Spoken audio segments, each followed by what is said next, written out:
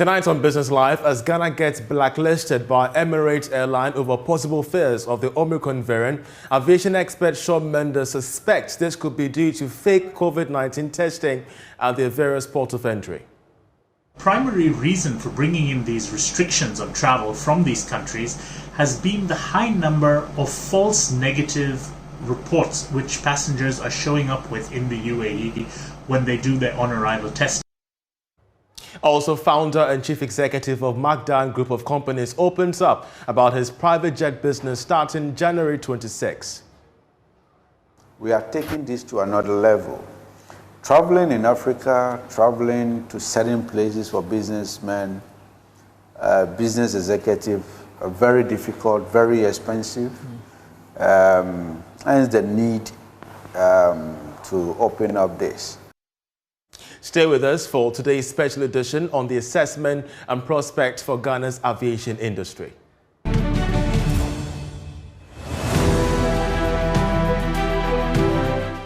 Hello and welcome. I'm Charles Aite. To our first story, we are picking up information that the temporary suspension of flights to Ghana by Emirates airline is indefinite until further notice. An official statement by the airline was tight-lipped on the reason for the actions, but experts suspect the Omicron variant could have contributed to the decision. We have a special report on this. Management of Emirates Airlines in a statement stated that the public must be advised that the carriage of all passengers to and from Abidjan has been suspended. However, flight from Dubai to Accra will continue to carry all passengers.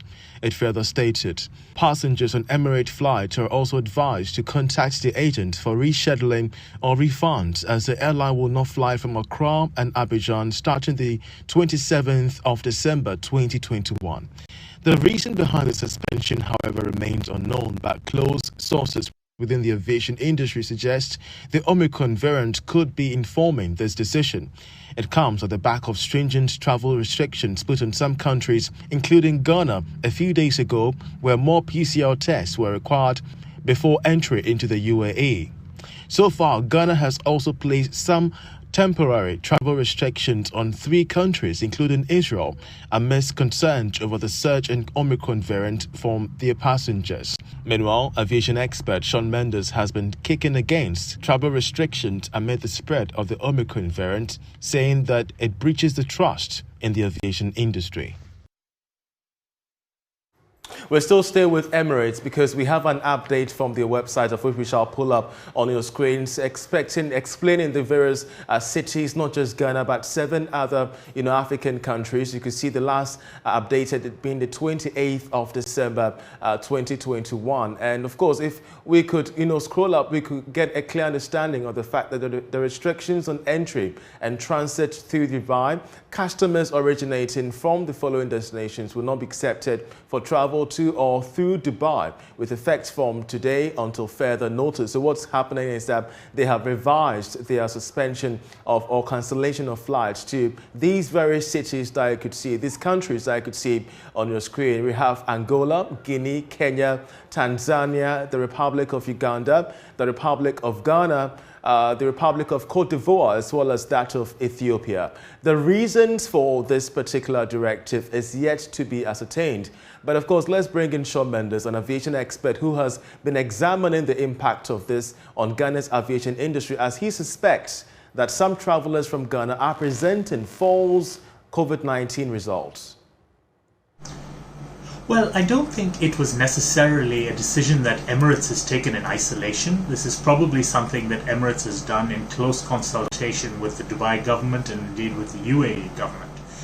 Also, I don't think this is necessarily reflective of a very high number of cases in Ghana or in the other countries that are also being banned. From what I understand, a primary reason for bringing in these restrictions on travel from these countries has been the high number of false negative reports which passengers are showing up with in the UAE when they do their on-arrival testing. And this is something we've known has been a problem in Ghana and other parts of Africa as well, where passengers are able to procure negative test results without actually doing the test or even after testing positive. And this is something that's becoming a very big threat to the UAE, especially with a more transmissible variant like Omicron. They have the Expo 2020 ongoing. This is the peak of their tourist season over there, and it's a risk that they really can't afford to take, to have passengers who are potentially positive despite pre-flight testing reports to be coming on their flights into Dubai. So I think that is a prime reason that is behind this, more than just seeing a spike of cases in Ghana alone. Well, I think the impact on Ghana is actually going to be quite significant because Emirates has been a very important carrier for transporting people from Ghana to points east, so that's been India, Middle East, Far East, and so forth. So I think that definitely is going to affect the connectivity from Ghana. That said, I don't quite see a lot of airlines, running to for these decisions are not taken by airlines in isolation. And we've seen what the EU has done, and the EU even backtracking on a lot of its restrictions. The US, the UK have also backtracked on some of their travel restrictions because of Omicron. So I think it's a very different situation with those carriers. I think travel to in the Western Hemisphere is going to be okay for now, but travel to the Eastern Hemisphere is definitely going to be affected by Emirates. And I think carriers like Ethiopian, for example, are probably going to be the ones who have to pick up the slack from that void left in the market. We shall still stay with the aviation sector because business banker Daniel Macauley is set to open his commercial private jet service from the Kotoka International Airport starting the 26th of January. The terminal will offer total aviation service in Ghana's private sector space and is expected to employ close to 400 personnel. Take a listen to him as he spoke to my colleague George Raffi. We are taking this to another level. Traveling in Africa, traveling to certain places for businessmen, business executives, are very difficult, very expensive, and the need to open up this. Magdan, we're always looking at opportunities, and these are big opportunities for the sub-region and for the whole Africa.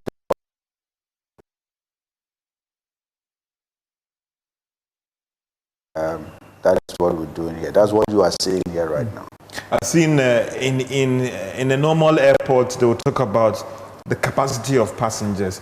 I stand to be educated when it comes to this whole private business and how things are going. I've seen the lounge here, the presidential suite, and things.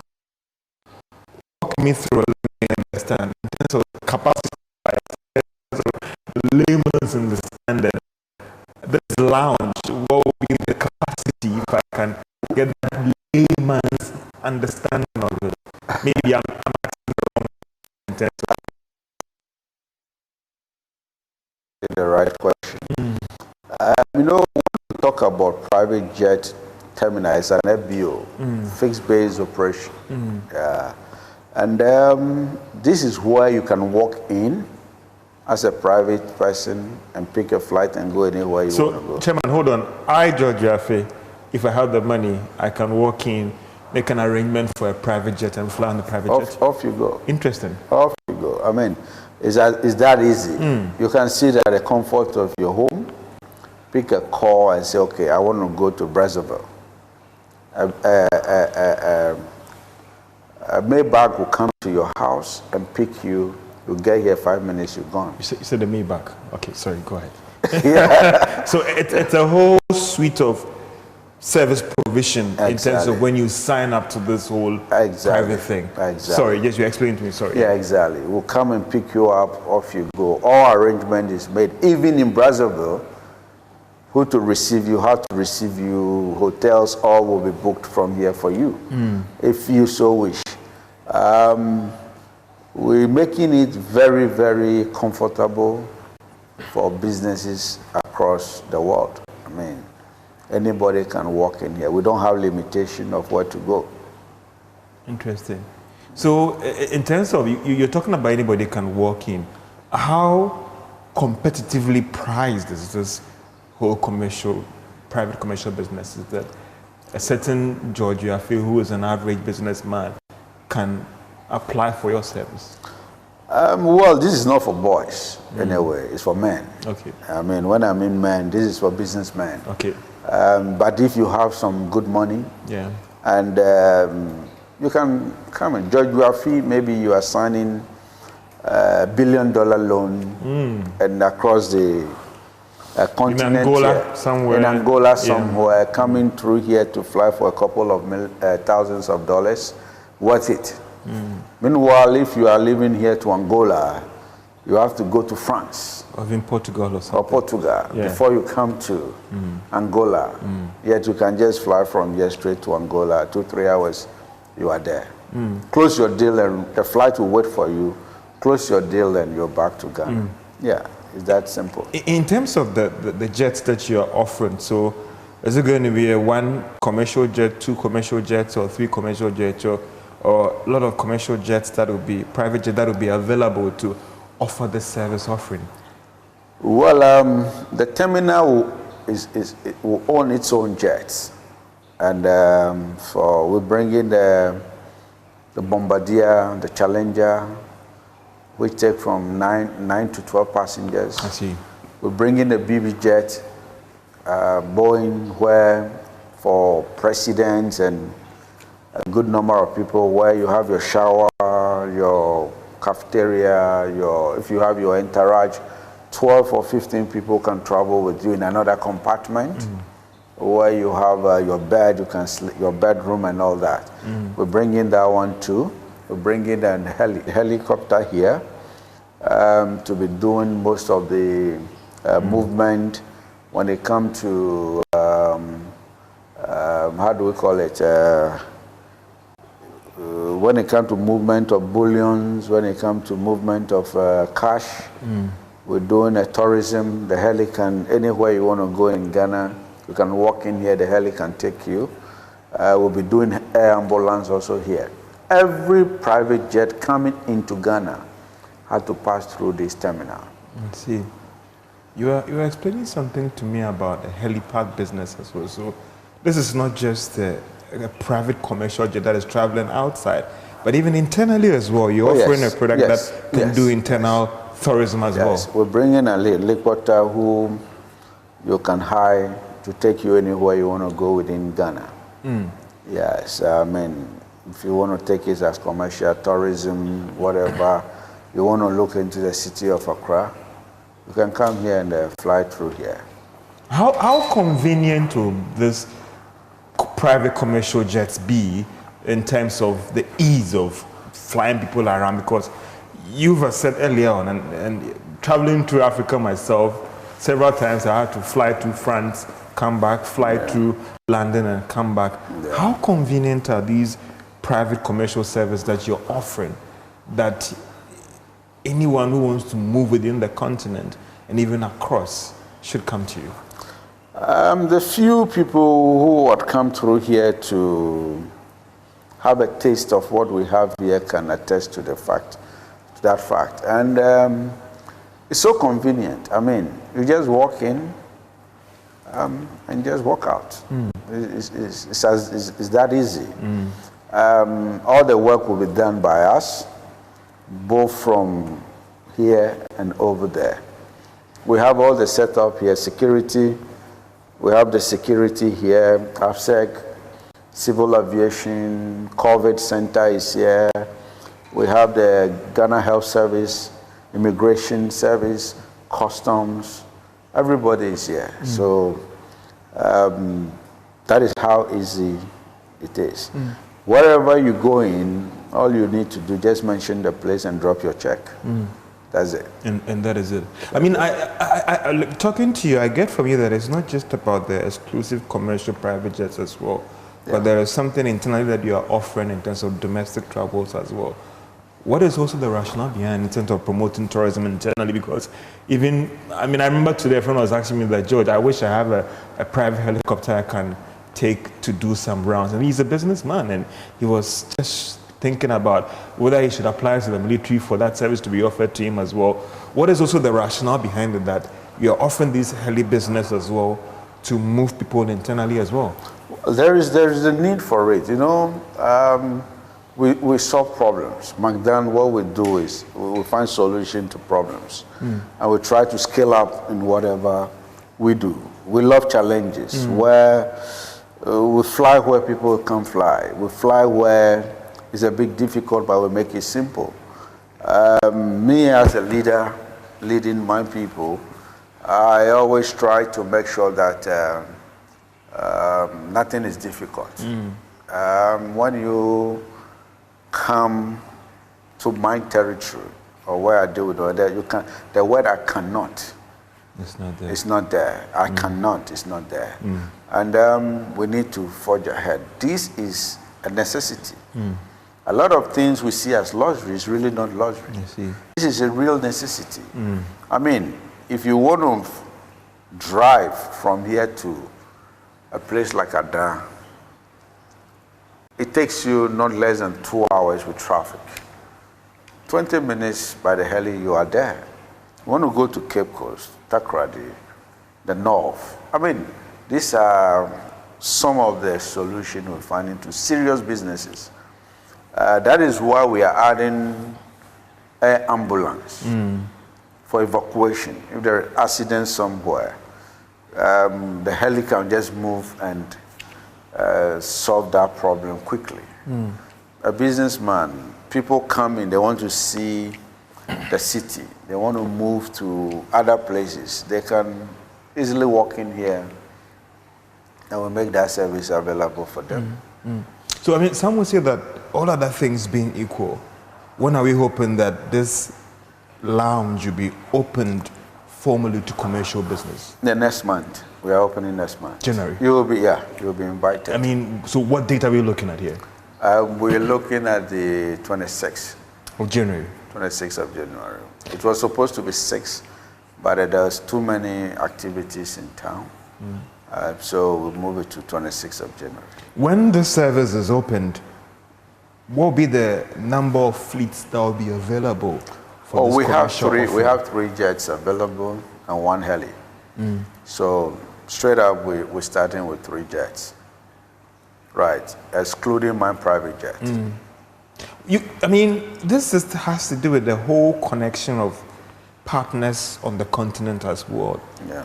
Are all those networks as well in place as we speak right now? Yeah, we're working on it because you see, this is what open up a country.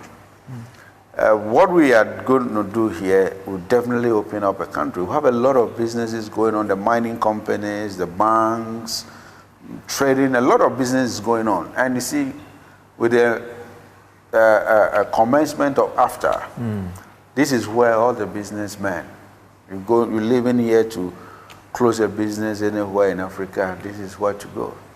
Even you go to Senegal, you have to go to France. You go into Equatorial Guinea, you have to drive from here to Togo.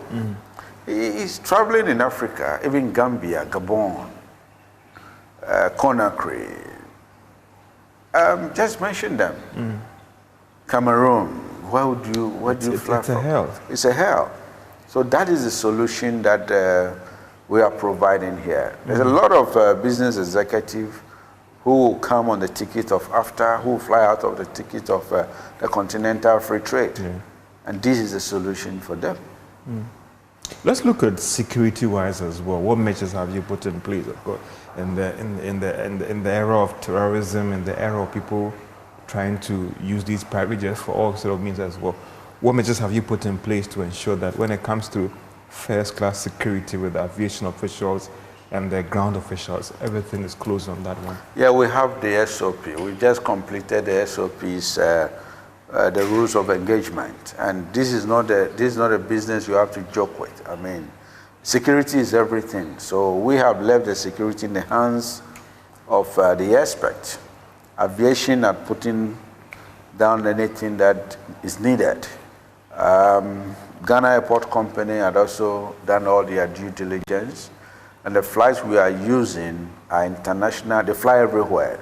Hardly before you can have a flight that goes anywhere in the world. Yeah. And that is what this will be doing, actually. That is what this will be doing. They have the capacity to fly to everywhere. Anywhere in the world. Anywhere, any country in the world. I mean, that is what we are doing. This is an international FBO.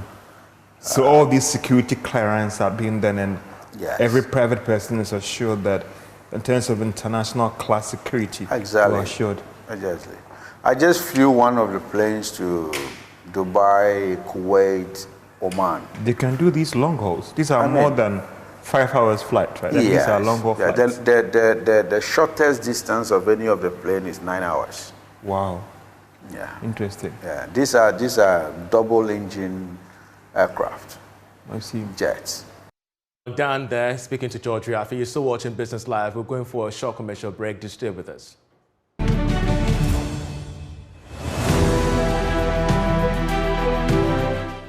Well, just before the break was that interview between Magdan, the CEO of Magdan, and George Riafi. But for those of us wondering, can we afford the private jet? Take a listen to aviation expert Shawn Mendes on this.